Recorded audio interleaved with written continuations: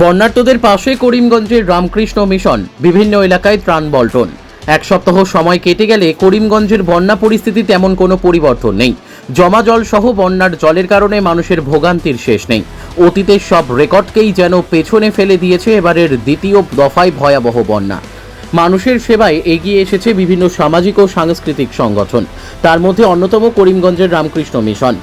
কোভিডকালে মানুষের পাশে সাহায্যের হাত বাড়িয়ে দিয়ে নজির সৃষ্টি করেছিল করিমগঞ্জ রামকৃষ্ণ মিশন।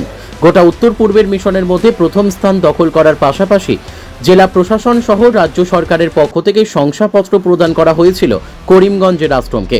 এবারের সেই একইভাবে সামাজিকভাবে মানুষের পাশে দাঁড়িয়েছেন অধ্যক্ষ প্রভাসানন্দজি মহারাজ। বুধবার ভারত বাংলাদেশ সীমান্ত এলাকা সুতারকান্দি, হামিদপুর, কালিমা, জারাপাতা, লাইটিকি, মারেরা সহ 15টি গ্রামে 489 জন বানভাসীদের মধ্যে চাল 3 কেজি, ডাল 1 কেজি, আলু 2 কেজি, তেল 500 গ্রাম, সয়াবিন 300 গ্রাম, লবণ 1 প্যাকেট, বিস্কিট 1 প্যাকেট, সাবান 1 প্যাকেট করে তুলে দেন আশ্রমের পূর্ণানন্দ মহারাজ। এদিন মহারাজের সঙ্গে স্বেচ্ছাসেবক হিসেবে সঙ্গে থাকেন কিরণময় দাস, সজল শুক্ল, সুদীপ দাস, মৃণাল দাস সহ অনেকে। Bureau report, Nababarta today.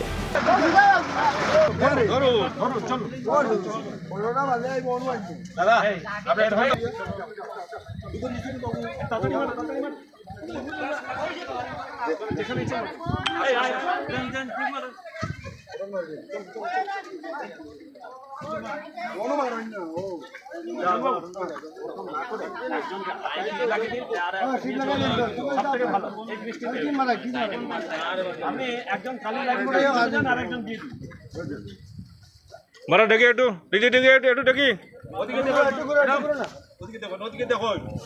মহারাজ দেখি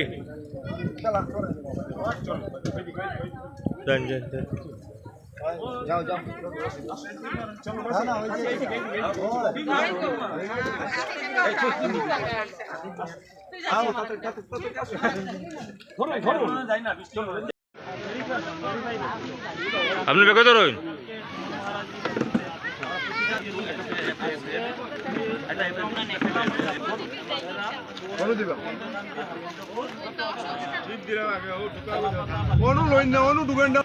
আমার দিকে দেখুন, ওদিকে দেখুন একটু।